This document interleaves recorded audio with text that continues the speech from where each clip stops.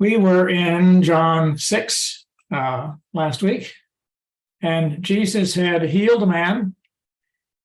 And then this is John 5. Wrong. Yeah, I'm actually in John 5. I just said the wrong number. In verse 9, we are suddenly told a new element of the story. This happened on a Sabbath. And so that leads into John saying something more about the significance of that. And it leads into a controversy with the religious leaders of the day who had rules about what you could or could not do on the Sabbath. In verse 10, they say their first encounter, this man was carrying his mat on the Sabbath. I suppose he stood out like a sore thumb. Everybody in the area knows you're not supposed to carry your mat around on the Sabbath. And yet here he was, so they said, well, hey, what are you doing? And then we'll pick up the story in verse 11. Let me share the screen here.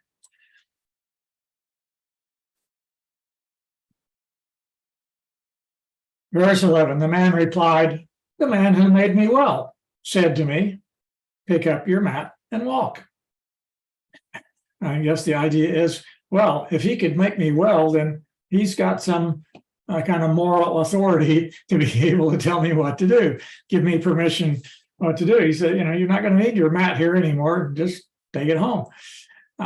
Theoretically, it'd be possible the man would go home, and then after the Sabbath was over, then he'd come back and pick up his mat. But that kind of was not necessary.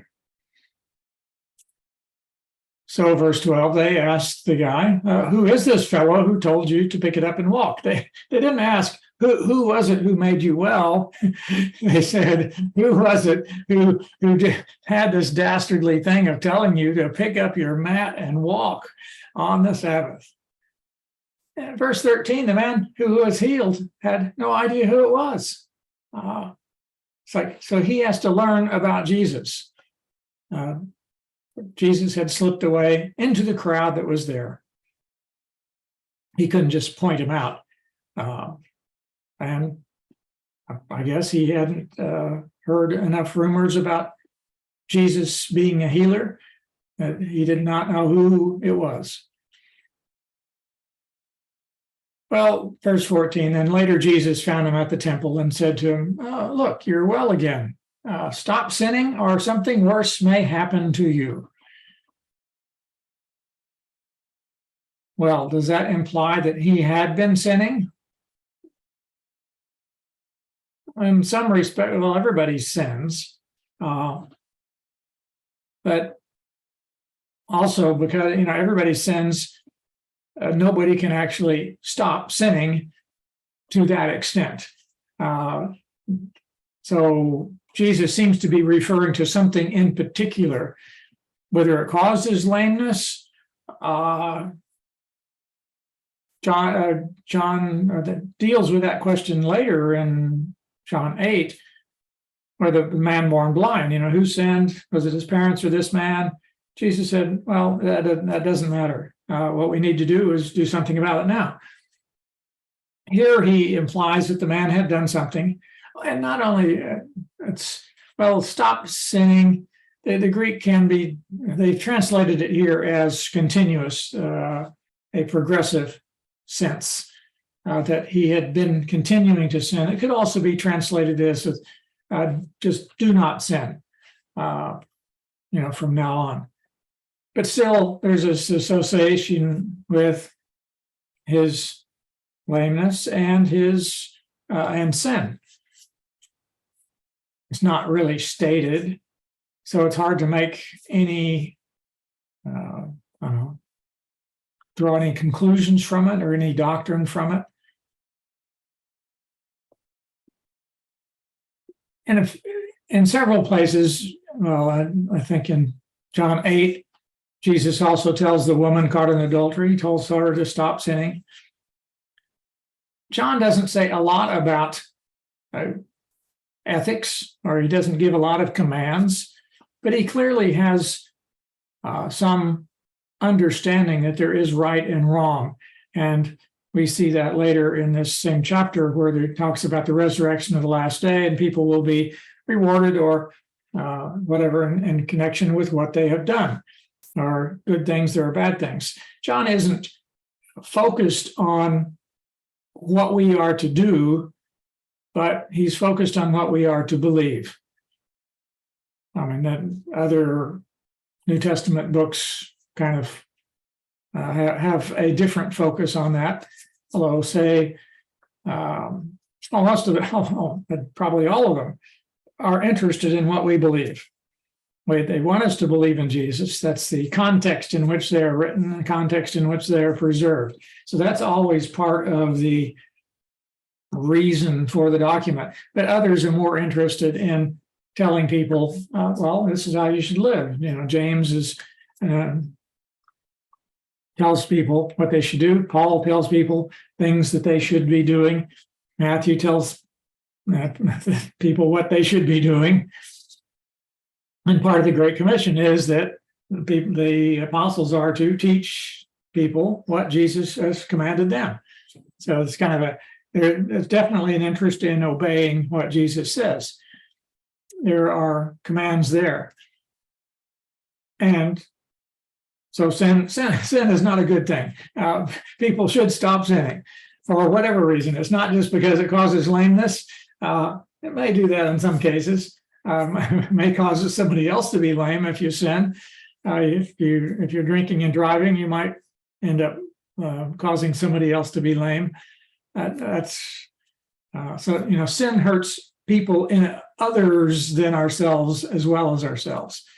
Well, all that to say, I'm not sure why Jesus tells him here, stop, do not sin or something worse may happen to you. What is that worst thing?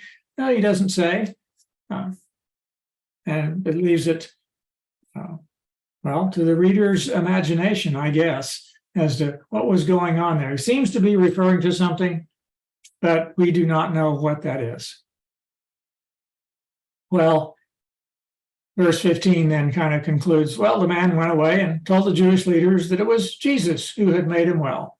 So the man must have known that the Jewish leaders were bothered by the fact that Jesus had told him to carry his mat on the Sabbath. So in some ways, this is kind of when the man told the authorities, it was kind of a disrespectful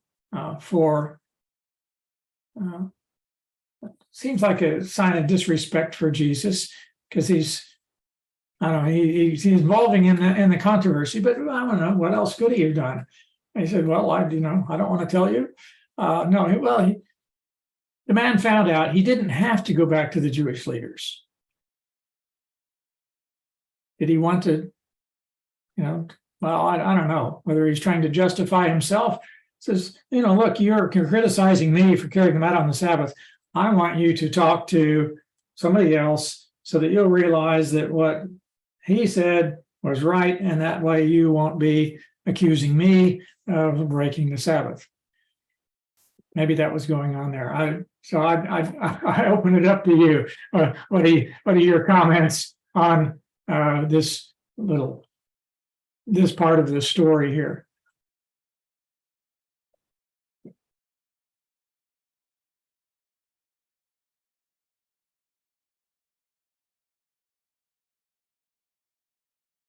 Well, all is quiet.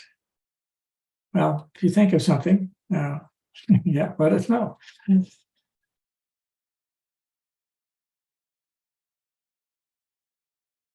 Then, as John often does, he has this healing story, and then he draws a principle from it.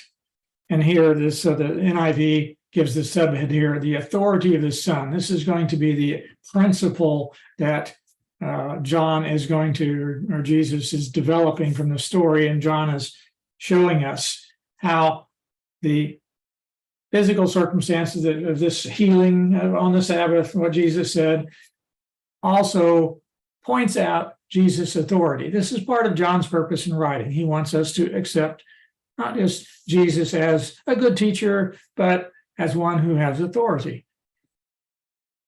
So here, verse 16, because Jesus was doing these things, namely healing and telling people to carry stuff on the Sabbath, the Jewish leaders began to persecute him.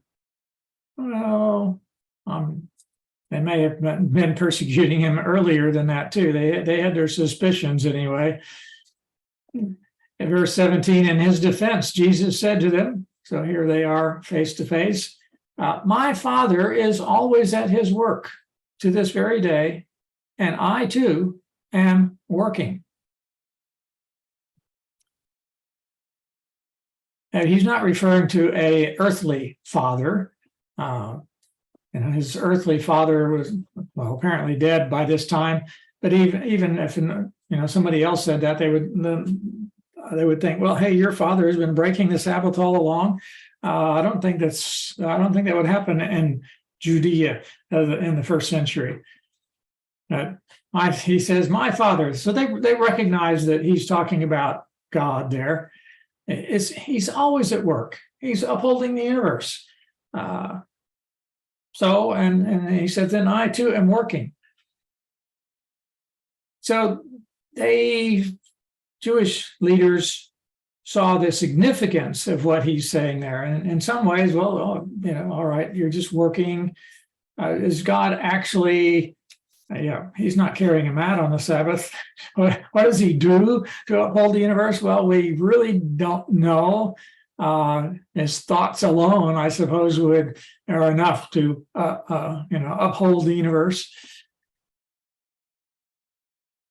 But the Jewish leaders, they tried all the more to kill Jesus. Not only was he breaking the Sabbath, that's bad enough, but he was even calling God his own Father. They didn't like that, even though some of the Jews at the time did call God the Father of the nation. They didn't have the personal thing. They didn't say he's my father, but they would say he's the Father of the nation. So Jesus had made it a bit more personal, and the significance there is in the last part of the verse 18 there, making himself equal with God. So he's saying, I too am working. I also can work just like my Father did. He could have broadened it up to say, well, and everybody can do some work like carrying a mat on the Sabbath. He didn't do that. He's making it personal to himself. I too can be working on the Sabbath. He's focused on what he is able to do on the Sabbath, or be able to tell other people what they can do on the Sabbath. And that they saw that as making himself equal with God, that Jesus had the authority to interpret or even do away with the laws that God had given through Moses. That was, they said that is just totally against our religion. And the way to deal with those heretics back in those days was to kill them. So that's how they wanted to kill him, but yet they didn't give him a public trial like that. If it had been a clear-cut case, they could have put him on a public trial and said that this man is, working on the Sabbath, contrary to the law of Moses, etc. So they could have had a legal way of dealing with him, but they didn't do that. They were trying to kill him somehow subtly, working behind the scenes. One possible reason is one of the Gospels tells us that the Jews did not have the authority under the Roman government to put people to death for religious matters, except for rare circumstances, like somebody bringing a Gentile into the temple was one. And apparently this did not fit into one of those exceptions the Romans didn't allow. them to do that, and I'm not completely sure why, but the Romans exerted their authority or their control over the nation that way. John could have here said, well, they were misinterpreting what Jesus said. But no, John lets it stand as if their interpretation is true, that Jesus was indeed making himself equal with God. Comments from you? Yes, Bernie. Forgive my voice, but anyways, thank you. Just curious, when you read this in the book of Acts and the Gospels, you would imagine, why would the Jews have such murderous intent to kill Jesus, the disciples? Is that, do they really have this intent to kill, knowing that they know that that is wrong? And yet they have this righteous thing in their mind. Is that how legalism can deceive a person? Like killing and yet doing God a favor? You kind of wonder why they cannot see it themselves, Yes, I think of the Taliban and some of the other zealous Muslims in Pakistan, where they have honor killings. If someone in your family brings shame to your family, you are even encouraged to kill the person in order to uphold the honor of the family. And in terms of religion, they would say, well, this is our duty. Moses told us to put to death people who broke the Sabbath. Therefore, and with their sometimes I suspect it's an artificial zeal. They are trying to impress others with their zealousness more than they are themselves. But I'm not sure that I have an inside track on the way they think. I really don't want to think the way they do. But maybe something like that is going on, that they feel like they've got to make Israel great again. Mike, yes, there are a couple of instances recorded in the scriptures in the Old Testament where they took Sabbath breaking or things that we wouldn't think of as very important indeed. And the first one was that I can remember was a man was found gathering sticks on the Sabbath during the time of Moses, and they brought him in and said, "What should we do?" And they said, "You've got to stone him," because they had been given instructions from God and he had broken them. And then in Nehemiah, after they came back from captivity, it seemed like it was a very big deal about the Sabbath, that there were people trying to do business in Jerusalem on the Sabbath, and Nehemiah told them, we're going to shut the gates and you don't come in, and it's not allowed. And so they had their own traditions that were presented at least as very righteous traditions. And I find the whole it's difficult to understand if they thought they were doing right.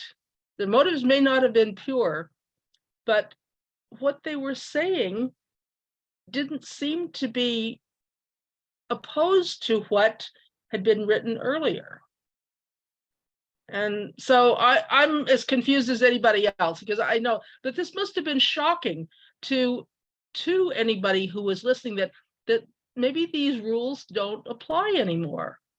And how do we sort that out? Yeah, they had a tradition of righteous zeal.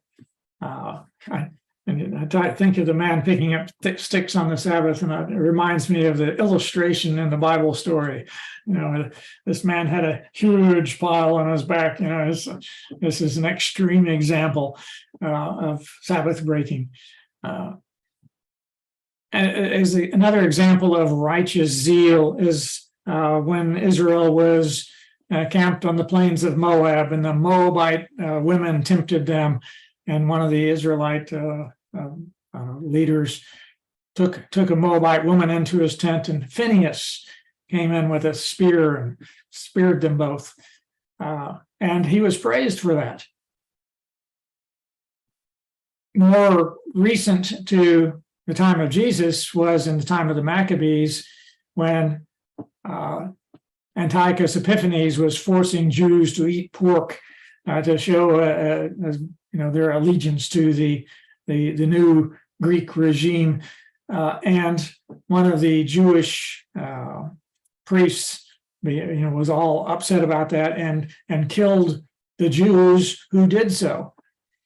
And that was praised also for upholding the righteousness of the nation, of keeping their position with God. They knew they had been kicked into exile for idolatry or watering down, not keeping the laws, and so they didn't want that to happen again. So anybody who was advocating sin was threatening the welfare of the whole nation. So they could reason that way and say, we've got to do away with them. I can't imagine that Jesus was the only Jew in the first century who wasn't exactly scrupulous about the Sabbath laws. I don't know, details on that, but it's just hard to imagine. But then maybe I can look at Afghanistan or Pakistan and say, okay, that kind of mob mentality can control people's behavior. People are definitely afraid to get out of line.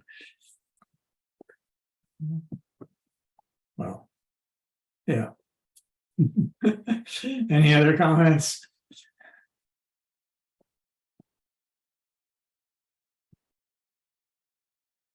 All right. Look at verse 19 there. Jesus gave them this answer. Very truly, I tell you, the Son himself, he can do nothing by himself. He can do only what he sees his Father doing, because whatever the Father does, the Son also does. Now, that sentence is kind of stated generically. It could apply to a human father and son, like an apprentice in a carpentry shop. Look, son, just do it exactly the way I do it. But Jesus is, of course, referring to a spiritual father and spiritual work. Verse 20, for the Father loves the Son and shows him all he does. Yes, and he will show him even greater works than these, so that you will be amazed. So it's saying like God will show Jesus even greater works than these. Is that the pronouns there? I'm not sure how they apply, but at least, if the pronouns apply to the nearest, if they're consistent there, then that's what it means. And what it means there, what kind of works does the Father show the Son that's greater? Well, it could be the resurrection, so that you will be amazed. Well, yes, that did happen. Verse 21, for just as the Father raises the dead and gives them, plural, life, so kind of referring to future resurrection, even so, he says, the Son gives life, present tense, to whom he is pleased to give it. So Jesus is kind of playing with categories there and putting himself in a similar role as God the Father. Verse 22, moreover, the Father judges no one, but has entrusted all judgment to the Son. So Jesus is our judge, that all may honor the Son, just as they honor the Father. So that we're supposed to have equal respect, equal worship. Jesus is indeed claiming to be equal with God in this kind of statement. Whoever does not honor the Son does not honor the Father who sent him. So that those folks were not honoring the Son. They were rejecting what he was saying, rejecting his authority to be able to do good on the Sabbath. There's another passage where John's kind of abstract, dealing with, but he's applying it to himself too, saying who he is. This gospel wants us to know that who Jesus is and to have faith in him and trust ourselves to him. Well, if he's the judge, then yeah, we need to be doing what he says. Any comments? Yes, Bernie. Yeah. So it's the way I look at it is it seems that there is this contrast between the frame of mind of the Jews, the way they think. They follow strictly the law of Moses. And the only way to counter that is to show that this person, this Jesus, is equal to the Father, is God himself. That's why he's presenting this. That's how, because that is a weighty matter. People at the time, as Janet is saying, they were just following the law of Moses. But there's a greater one after Moses, and that is Jesus, whom God sent. So whatever he says now is the new covenant is much greater than what they were having as their perspective before, which is a ministration of death instead of grace. Is that right? Yeah, that if he's by having, he has more authority than Moses. That was the connection there. And the way who could have more authority than Moses, who God spoke to, who delivered God's law, who could possibly have more authority than that kind of role? It would be only somebody who is equals with God.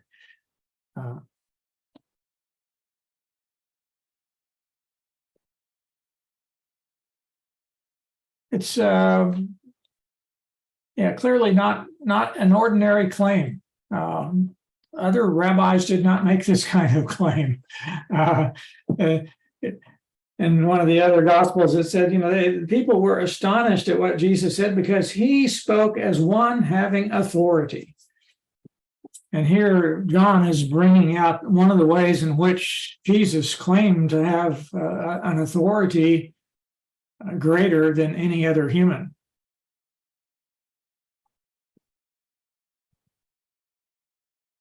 But John is moving into another thought here too, that he has granted, and let's see. Oops, I scrolled too much. Verse 21. The Son gives life to whom he is pleased to give it. So here that he's moving into what Jesus is doing, his salvation role. And the next paragraph deals more with how the Son gives life, brings life to and saves those who are following him. Verse 24, very truly I tell you, whoever hears my word and believes him who sent me has eternal life already and will not be judged, but has crossed over from death to life. Not be judged. That word judged can have several senses. The sense here seems to be of condemned. People are still evaluated on whether what they did was right or not. But the person themselves will be not be condemned.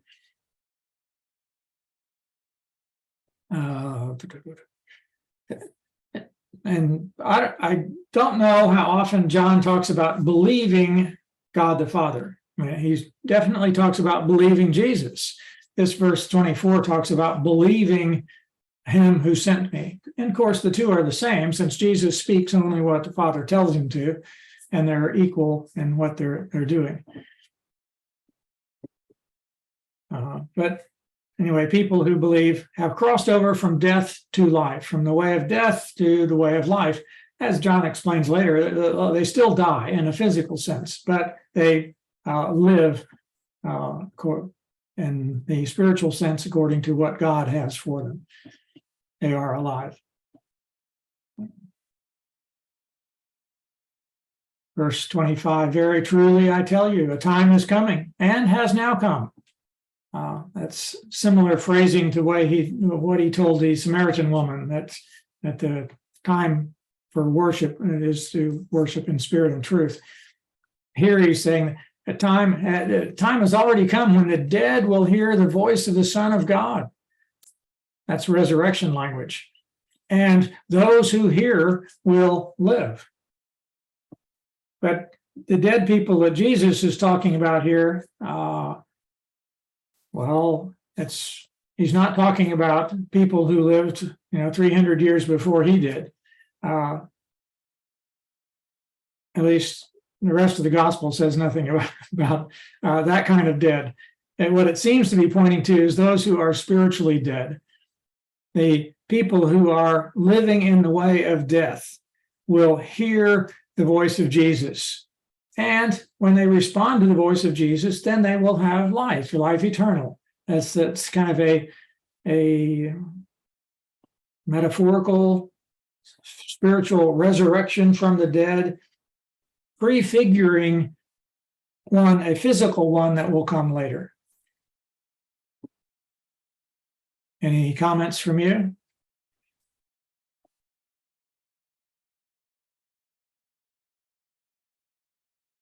It's just interesting how so many different levels that John is speaking at.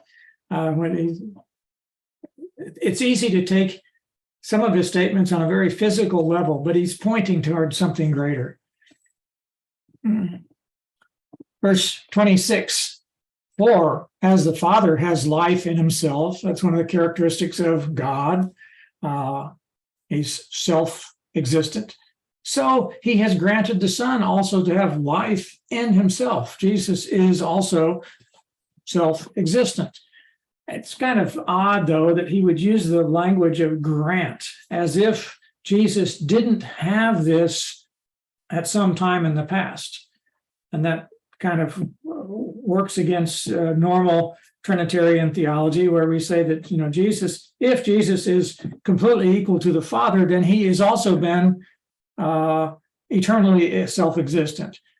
So John's language here of granting the Son, giving the Son this ability, doesn't quite fit, but it has to be interpreted in other scriptures that do make it more clear that the Son did have life in himself even before the incarnation.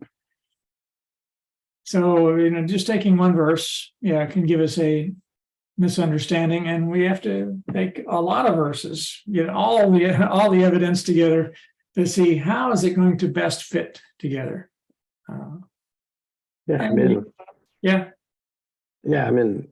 John would not contradict himself, because in John 1, he was telling us that Jesus, the Word of God, so he meant something else here. The way it was translated. Right. It's whether it's a translation thing or just whether he's playing with words, perhaps. Or he's saying granted Jesus, the man, to have life in himself. He's also Jesus as a human being could be saying, well, God has given this to me. It was even from the start, I had it already, but when I became a human, it was still given to me. I don't know. Mike, maybe Jesus was just kind of speaking at our level, that he said someplace else that I have a lot to say to you, but you really can't bear it now. He's giving us a break here. There's no need to tell everything he knew, perhaps.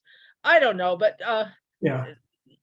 and John, as I understand it, was writing many years later.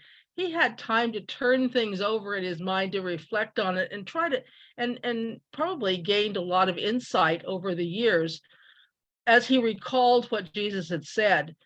And probably people didn't, maybe even he didn't get it at the time, let alone the other disciples. And it was an expansion of the teaching that came with many years of reflection. Right. Yeah, it's I think John Calvin talked about how God condescends to when he speaks to humans.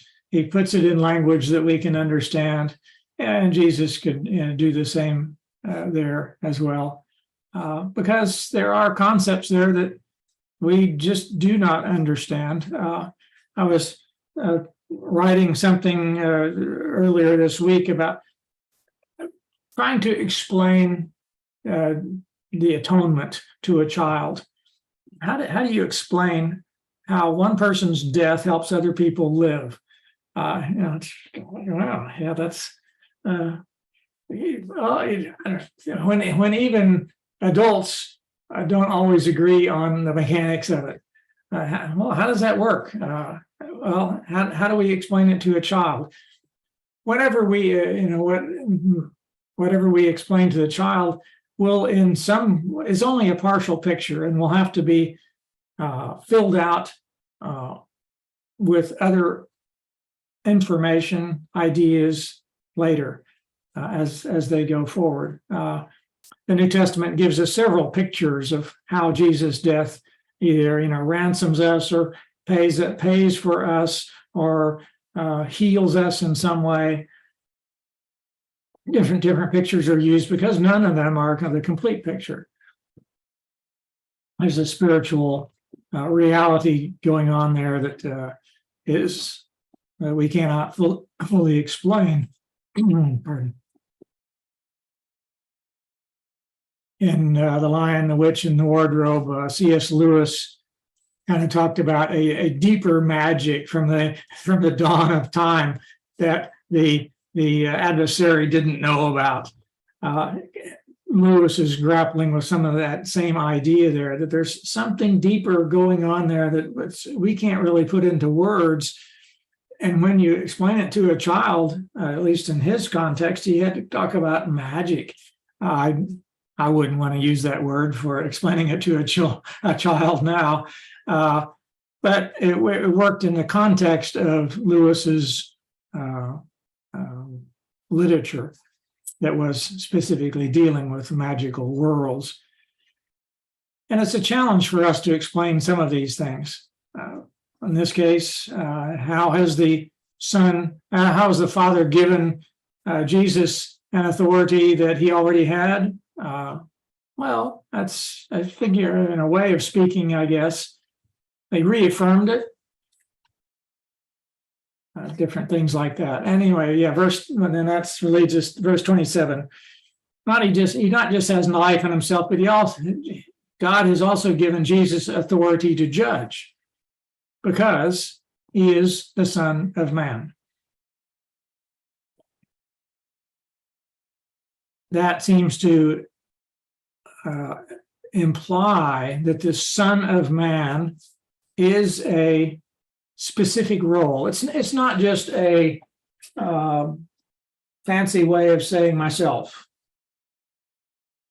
It's that Jesus is in this role of Son of Man, and that gives him the right to judge. That seems to go back to Daniel 7, where Daniel in his vision saw one like the Son of Man coming in the clouds, conversing with the Ancient of Days, somebody who was with God and was God. And Daniel's Son of Man there, Jesus sees himself in that role, and he says that he had authority to judge because that's who he is. That's the Son of Man. So he's telling these Jewish leaders a lot, and they were upset before about him telling somebody to carry the mat on the Sabbath. They're going to be even more consternated by what Jesus seems to be claiming here. This is just amazing. But Jesus says, do not be amazed. A time is coming when all who are in their graves will hear his voice. Well, that's, they all believed in a time of resurrection in the future. They will, so the dead people will hear his voice and come out. Those who've done what is good will rise to live, judged according to the works, the way it's presented here. Those who have done what is evil to rise to be condemned. Now, of course, there's more to the story than this judgment according to works. There's also the role of forgiveness, that the atonement that I was just referring to, that what they have done, those who have done evil can be forgiven. That's their life. What they did in the first life is not the end of the story. By myself, I can do nothing. I judge only as I hear from whom? From the Father, and my judgment is just. For I seek not to please myself, but him who sent me, the Father. So Jesus and the Father are completely one, in agreement in the words they speak, in the judgment they have, in the expectations they have for people, and in their love and grace for people. They are all equal. It's not a case of the Old Testament God being bad and the New Testament God being good. No, that's quite a distortion of what's going on there. The Father loves us just as much as the Son does, and the Father, if who knows, in the grand scheme of things, it could have been the Father would have been willing to become a human and die for us. They had the same willingness, the same humility, the same love and kindness. Only one of them needed to do it, and that turned out to be Jesus. But Father, Spirit, they all have the same desires, purpose, and ways of carrying it out. Comments? Verse 30, by myself, I can do nothing. So we can say that the doing of Jesus is also the doing of the Father and the Holy Spirit. Yes. Yeah, Jesus is never by himself. He's always in agreement.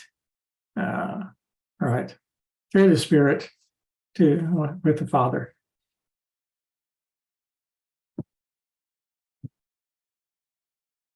Then the next section, Jesus starts giving additional support for what he's saying, for the kind of authority that he's claiming for himself. And it's kind of couched in the terms of a lawsuit.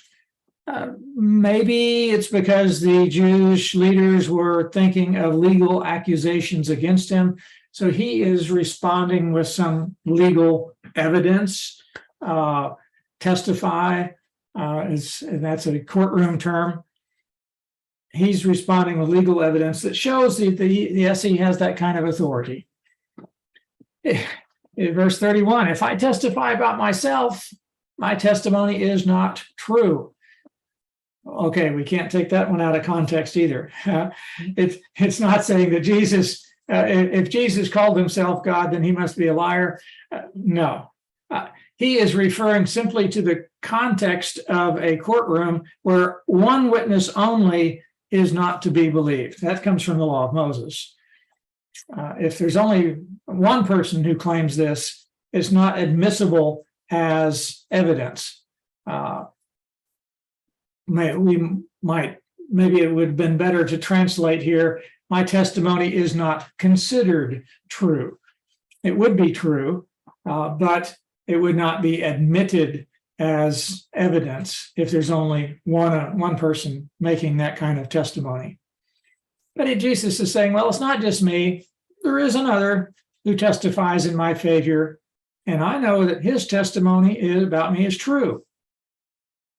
Who is he referring to here? Verse 33, it says, referring to John the Baptist. You have sent to John, and he has testified to the truth. Not that I accept human testimony. He's not relying on human testimony, and he'll mention others later. But I mention this human testimony so that you may be saved. He's trying to give them evidence that they have already seen, that they can, they've already acknowledged to some extent that John was speaking words from God. So he's referring to that. John was in agreement there. John pointed toward me. John was a lamp that burned and gave light. And you chose for a time to enjoy his light. You kind of liked what he said. But then he adds in verse 36, well, I have even more better testimony than that. Testimony weightier than that of John. For the works that the Father has given me to finish, the very works that I am doing, testify that the Father has sent me. So this is the conclusion that he wants to drive to. He's pointing to, I'm going to give you evidence that the Father has sent me. The works do that. He could point that.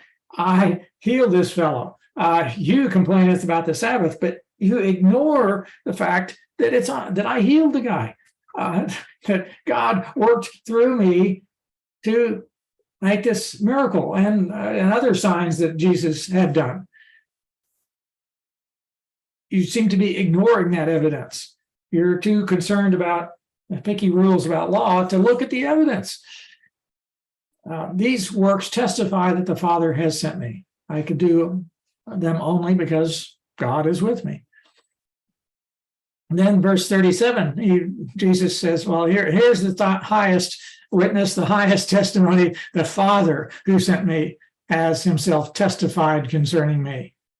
Now, you've never heard his voice nor seen his form. You folks right here. Nor does his word dwell in you. You're apparently not listening, to what he says. You don't seem to have a feel for what he meant. You do not believe the one he sent. You don't believe me. Jesus is perfectly in agreement with the Father, and so if they're going to disagree with Jesus, then that means they're also disagreeing with the Father. They are out of tune. They're not hearing God properly. So you haven't seen him, you don't know him, you don't have his word in you because you don't believe the one he sent. Verse 39, you study the scriptures diligently because you think that in them you have eternal life. These are the very scriptures that testify about me, yet you refuse to come to me to have life. So he's saying that the Old Testament scriptures testify about Jesus. They do that in a couple of ways. One is that they have a few messianic prophecies, things, predicting what the Messiah will do or be, whether to be born in Bethlehem or to suffer and die. Jesus hasn't got to that fulfillment yet. But in other ways, the scriptures did point to a Messiah to come. But the Old Testament scriptures point to Jesus in a more holistic way too, as some have described the Old Testament as a story in search of an ending. Here they've got the nation of Israel. God has made these promises to Israel. God has inspired the prophets like Isaiah to foresee a wonderful future for Israel. But that's not what people see. What people see is that the Romans are running roughshod over the Jewish people. The story isn't done yet. The story needs a redeemer figure, a rescue figure greater than Moses. It needs a figure who can bring about what Jeremiah described as the new covenant, where people's hearts will be changed, where Ezekiel talks about a new spirit being put within them. This story is searching for a spiritual leader. And Jesus is saying, that's me. The scriptures talked about it, but you're not responding. You're not coming to me to have life. Here I am. I'm bringing what Ezekiel talked about, but you're not seeing it. Don't you want it? First, comments from you.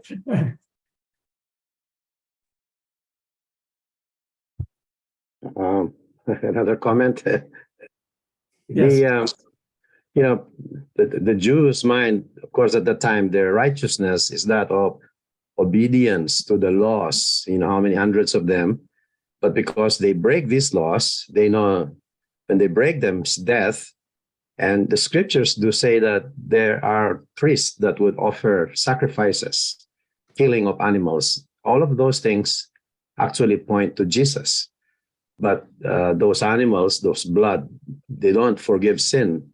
Right. So a lot of these rituals point to Jesus as the one, the true lamb that will save them. And here he is. And he said, but you cling on to the old ones, I'm already here. That's how I look at it. Jesus is the one that can truly forgive. Yeah. But here they're thinking of, let's kill him because he told somebody to work on Saturday or Sabbath. That's how limited their thinking was, Yeah, I loaded with irony there, as they would kill the sacrifice. And June, you wanted to say something? Yeah, I like what you used there about the story is not done yet, and that's a good perspective to have. I'm gonna dwell on that, but I just want to point out that he's talking to the Jews here, the leaders and the religious people, because a lot of the other folks, the regular folks, believed in him. Yes, the disciples and the lowly and the sick. So, but he was against the leaders' religiosity. Right. Yeah, they were too stuck in their performance. Yeah.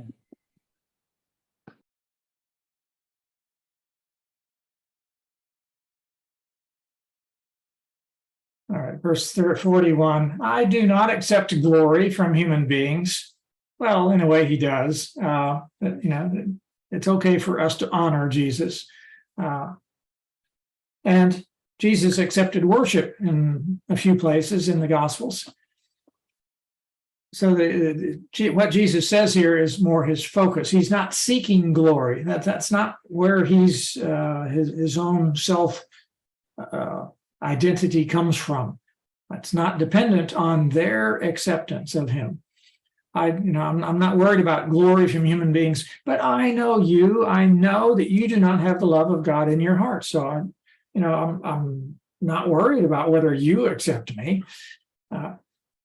I have come in my Father's name, and you do not accept me. But the irony is, if someone else comes in his own name, you will accept him.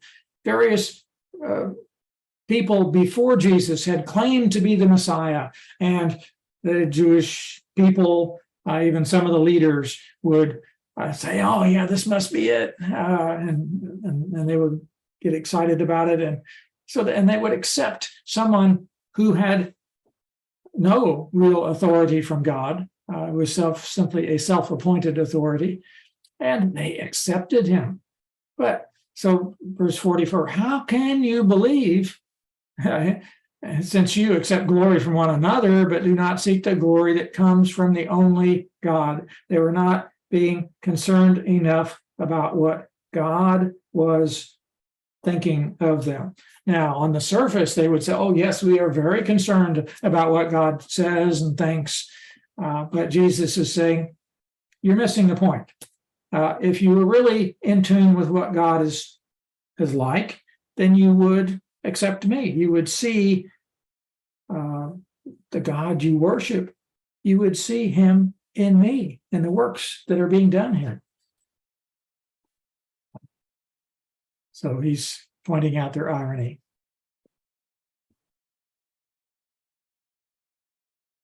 But do not think I will accuse you before the Father. So it's like he's not being a prosecuting attorney. Your accuser is Moses. This is the opposite of what they would have thought. They were thinking that Moses would support what they were doing. But Moses is accusing them on whom your hopes are set. If you believed Moses, you would believe me, for he wrote about me. Well, where did Moses write about Jesus? And lots of ink has been spilled on that one.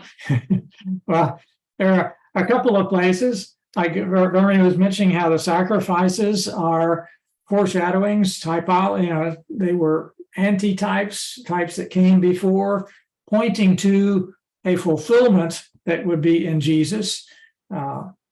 So that's one way in which Moses wrote about Jesus. But he also wrote in Deuteronomy 18:16, 16:18, I forget which. There will be a prophet like me that God will send, and him you should listen, a teacher, you should listen to him.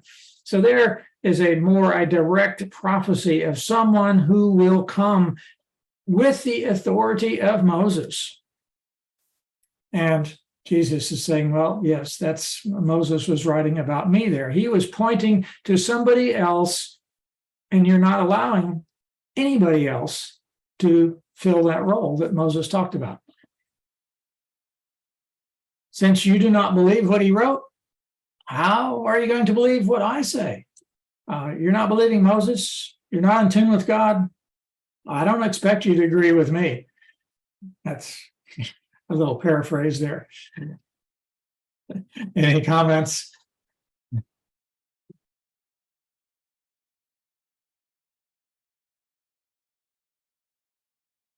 Well, we're at the 8 o'clock mark, so I can turn off the recording and